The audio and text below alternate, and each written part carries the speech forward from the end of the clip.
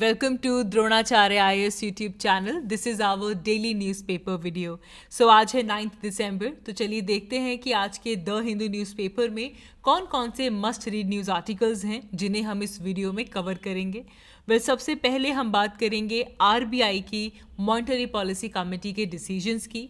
देखेंगे कि क्या मेन हाइलाइट्स रहे हैं from the recent monetary policy committee's meeting.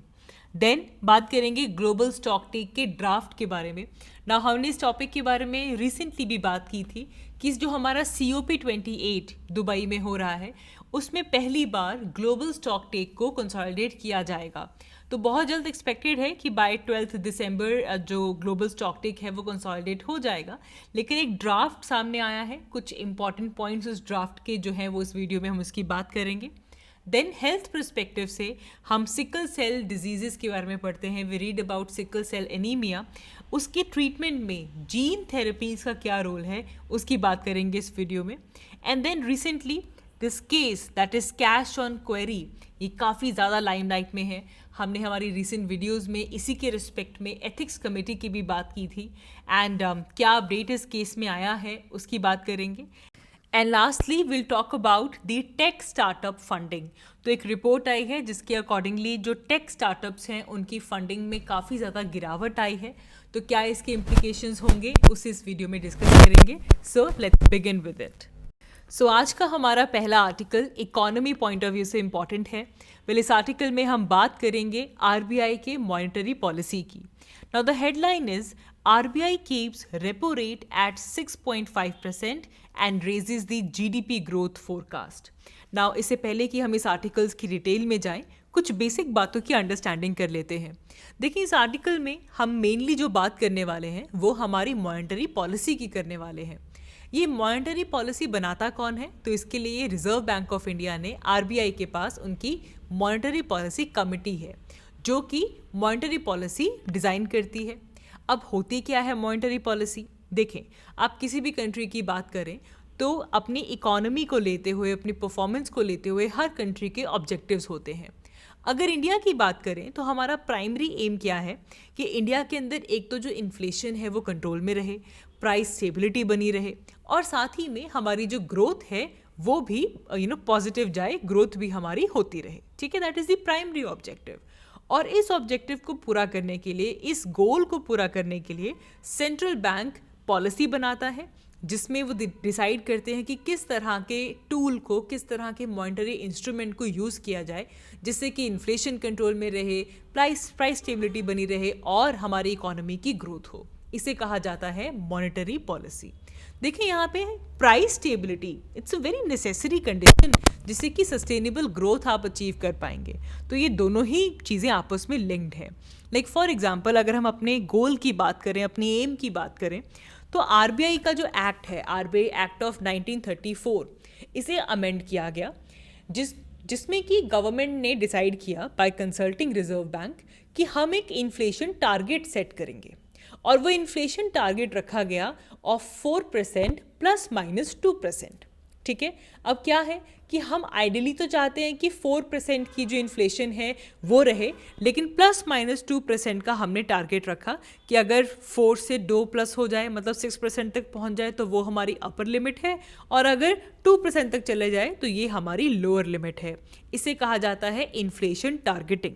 ठीक है, and that is our inflation target जिसको लेकर हमारी मॉनेटरी पॉलिसीज़ बनाई जाती हैं. ठीक है, तो अभी हमारा टारगेट क्या है? 4% ±2%. और इसे लेकर रिजर्व बैंक ऑफ इंडिया किस तरह अपने मॉनेटरी टूल्स को यूज़ करेगा. आप अपनी इकोनॉमी की क्लासेस में पढ़ते हो कि RBI के पास, सेंट्रल बैंक के पास कितने तरह के इंस्ट्रूमेंट्स होते हैं. Repo rate, reverse repo rate, liquidity adjustment facility, marginal standing facility, bank rate, cash reserve ratio, SLR, open market operations, ये सब पढ़ते हो ना आप. क्या है ये? These are instruments. वो सब तरीके जिससे कि जो हमारा रिजर्व बैंक है, हमारा जो सेंट्रल बैंक है, वो इन्फ्लेशन को टारगेट कर सकता है. ठीक है जी, तो वही हो रहा है. हमारी मॉनेटरी पॉलिसी कमेटी ने एक मॉनेटरी पॉलिसी बनाई हुई है. अब इसके मेन टेकअवेज क्या हैं? सबसे पहली चीज़, अगर आप इस ग्राफ में भी देखें, अगर हम इस साल की बात करें तो सबसे पहला फैक्टर रेपो रेट की अगर हम बात करें तो इट हैज़ रिमेन अनचेंज्ड। ये आप फ्लैट लाइन देख रहे हैं, this indicates the changes in the repo rate. तो इस बार मॉनेटरी पॉलिसी कमेटी ने रेपो रेट को चेंज नहीं किया है, रेपो रेट को मेंटेन किया गया है एट 6.5%। ठीक है जी। अब देखो यूपीएससी में हमसे इतना नहीं कोई पूछेगा कि कितना परसेंट है, आपको एक ट्रेंड मालूम होना चाहिए, लेकिन उससे भी इम्पॉर्टेंट आपको पता होना चाहिए कि रेपो रेट होती क्या है। तो समझें इस बात को, सिंपल सी भाषा में बात करेंगे, रेपो रेट वो इंटरेस्ट रेट है जिस पे आरबीआई कमर्शियल बैंक्स को शॉर्ट टर्म लोन देती है। तो मतलब जब बैंक को लोन लेने की ज़रूरत पड़ती है तो बैंक्स किसके पास जाएंगे? आरबीआई के पास जाएंगे। तो जब आरबीआई बैंक्स को लोन देगा और जिस इंटरेस्ट पे देगा उसे कहा जाता है repo rate. It is very important tool. इसे यूज़ करके इन्फ्लेशन को कंट्रोल किया जाता है, इकोनॉमिक ग्रोथ इससे स्टिमुलेट होती है। ठीक है, तो रेपो रेट अनचेंज रखी गई है। लेकिन यहीं पे अगर हम बात करें जीडीपी की, जीडीपी प्रोजेक्शंस की, तो पहले आरबीआई की जो मॉनेटरी पॉलिसी कमेटी थी उन्होंने प्रोजेक्शन 6.5% रखी थी, लेकिन अब इसे बढ़ाकर इस बार मॉनेटरी पॉलिसी कमेटी ने 7% रख दी है for the year of 2023 and 2024। ठीक है, और यहीं अगर हम इन्फ्लेशन की बात करें तो इन्फ्लेशन का जो फोरकास्ट है वो 5.4% पे रखा गया है। आगे बढ़ते हैं, हमारा next news article environment and ecology point of view से इंपॉर्टेंट है। Well here we gonna talk about global stock take. Well हम हमारी रिसेंट वीडियोस में ग्लोबल स्टॉक टेक की काफ़ी ज़्यादा डिस्कशंस कर चुके हैं और आज फिर इसे लेकर न्यूज़पेपर में आर्टिकल आया है ना। यही आपको इसकी इंपॉर्टेंस बताता होगा कि global stock take is very very very important, क्योंकि एक तो पहली बात है कि जो हमारा यूनाइटेड नेशंस का जो एनुअल क्लाइमेट समिट हो रहा है या फिर होता रहा है, COP की अगर हम बात करें, तो उसमें पहली बार जो ग्लोबल स्टॉक टेक है इस डॉक्यूमेंट को नेगोशिएट किया जा रहा है। ठीक है, और इसका ड्राफ्ट टेक्स्ट जो है उसके ऊपर नेगोशिएशंस हो रही हैं। तो it is very very very important. ठीक है, ये एक तरह का पार्टी ड्रिवन प्रोसेस है जिसमें ट्रांसपेरेंटली डिस्कशंस के साथ, पार्टिसिपेशन के साथ इस पूरे प्रोसेस को कंडक्ट किया जाता है। अब बात ये हुई है कि इस साल से 2023 में इसकी शुरुआत हो रही है। हर 5 साल के बाद ग्लोबल स्टॉक टेक जो है वो किया जाएगा। इसमें बेसिकली हर कंट्री की या फिर बाकी स्टेक होल्डर्स की प्रोग्रेस जो है, जो पेरिस एग्रीमेंट में हमने गोल सेट किया है कि हम क्या स्टेप्स ले रहे हैं उन गोल्स को पूरा करने के लिए, उस प्रोग्रेस को असेस करने के लिए ये ग्लोबल स्टॉक टेक हर 5 साल के बाद आएगा। It is like taking inventory. ठीक है, इसमें हर उस चीज़ को देखा जाएगा जो कि रिलेटेड है क्लाइमेट एक्शन के साथ, हमारे स्टेप्स के साथ। We need to identify all those gaps ताकि फ्यूचर में हम उन गैप्स को फिल कर पाएँ। तो हर 5 साल के बाद ग्लोबल स्टॉक टेक आया करेगा। अभी ये इसका पहला टाइम है, बिकॉज हम देख रहे हैं कि जो डेवलपिंग कंट्रीज़ हैं और जो डेवलप्ड कंट्रीज़ हैं उनके बीच में एक तरह का गैप बढ़ता हुआ नज़र आ रहा है, specially when it comes to कि सपोर्ट की जब हम बात करते हैं, कि क्लाइमेट रेजिलिएंट डेवलपमेंट की जब हम बात करते हैं, तो इस इशू पे, क्लाइमेट फाइनेंस के इशू पे भी डेवलप्ड और डेवलपिंग कंट्रीज़ के बीच में डिफरेंसेस हैं। वही इस आर्टिकल में भी शो किया गया है। कैसे? लेकिन जो लेटेस्ट ग्लोबल स्टॉक टेक का जो ड्राफ्ट डिस्कस हो रहा है उसमें एक तो ये बात की गई है कि हम हर कंट्री को अपनी रिन्यूएबल एनर्जी कैपेसिटी को ट्रिपल करना होगा, या फिर अगर हम वर्ल्ड वाइड बात करें तो हमारी अभी जितनी रिन्यूएबल एनर्जी कैपेसिटी है हमें उसे बढ़ाना होगा, ट्रिपल अप करना होगा।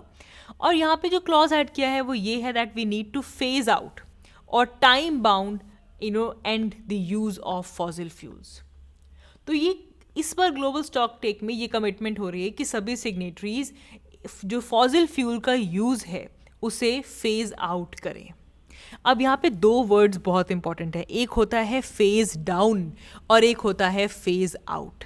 ठीक है, तो यहाँ पे अगर हम इंडिया के पर्सपेक्टिव में बात करें, so India is unlikely to agree to such a clause. देखिए, इंडिया की अभी तक जो पोजीशन रही है दैट इज़ कि वो इस क्लॉज को सपोर्ट नहीं करेंगे। हालांकि tripling the renewable energy capacity that is fine, लेकिन ये जो क्लॉज है कि फॉसिल फ्यूल्स को फेज आउट किया जाए, इसकी टाइम बाउंड एंडिंग की जाए, ये थोड़ा सा हमारे लिए चिंता का विषय है।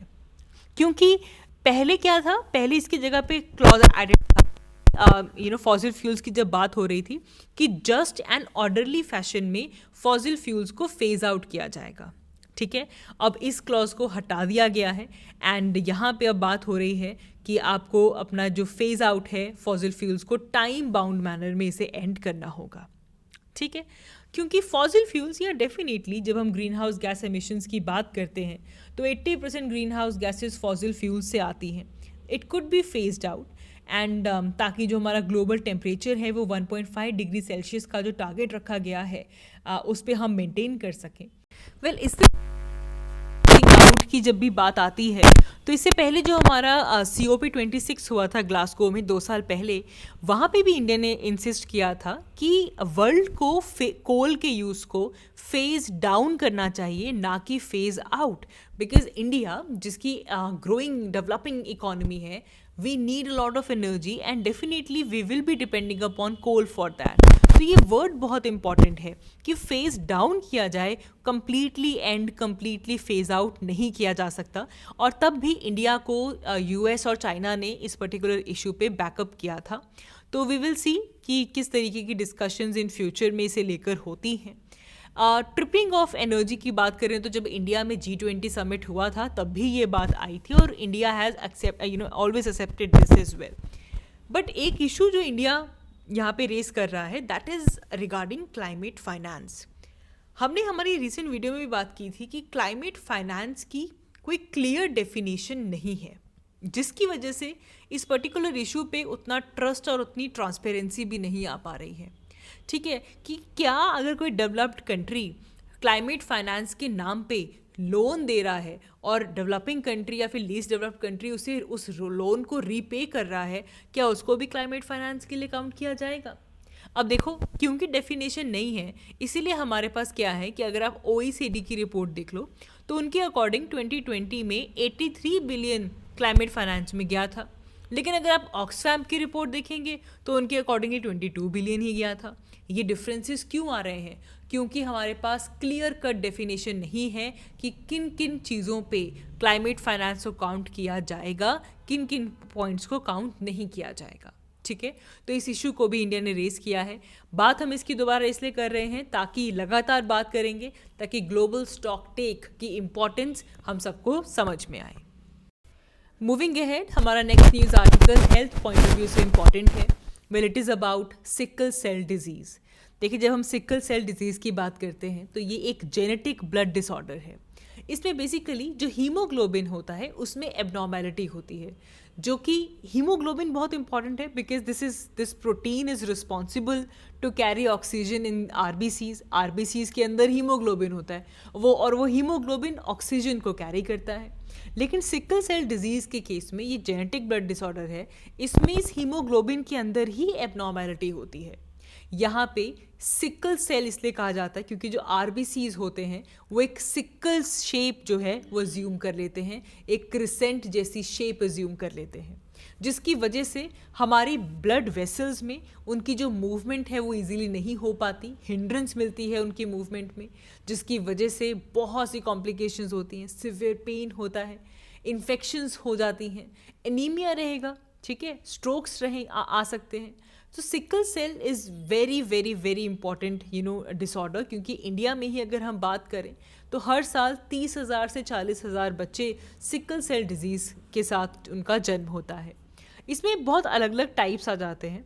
ये बेसिकली पेरेंट्स के जो इनहेरिटेड जीन्स होते हैं उसके ऊपर डिपेंड करता है कि जो हीमोग्लोबिन है उसकी एनकोडिंग कैसे होगी। ठीक है, सबसे प्रेवलेंट फॉर्म जो है that is of sickle cell anaemia, इसे HBSS कहते हैं, क्योंकि यहाँ पे पेरेंट्स से 2 S जीन्स जो है वो बच्चा इनहेरिट करता है, जिसकी वजह से एबनॉर्मल हीमोग्लोबिन जो है वो प्रोड्यूस होता है। ठीक है, इस केस में बहुत ही रिजिड सिकल शेप के जो SBC RBCs हैं वो प्रोड्यूस होते हैं।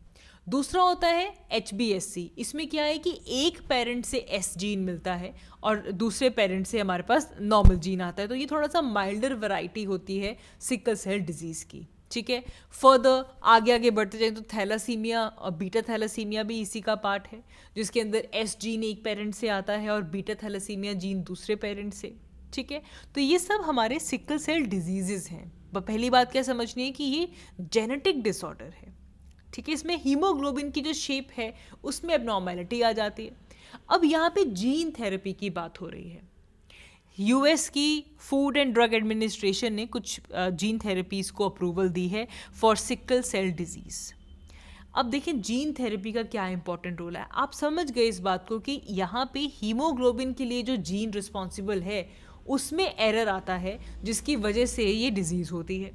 तो अब ये जीन थेरेपी में क्या करते हैं, जो पेशेंट की खुद के स्टेम सेल्स हैं उन्हें यूज़ किया जाता है और क्रिस्पर Cas9 जो आपका है उसे यूज़ करके उसकी एडिटिंग की जाती है।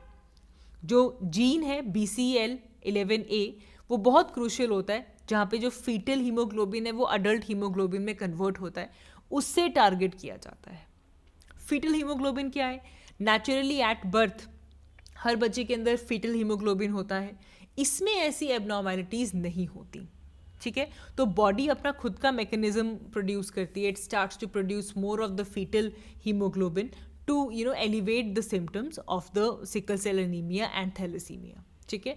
तो जीन थेरेपी के अंदर उस पर्टिकुलर फीटल हीमोग्लोबिन को जो है उससे स्विच किया जाता है इनटू द अडल्ट हीमोग्लोबिन।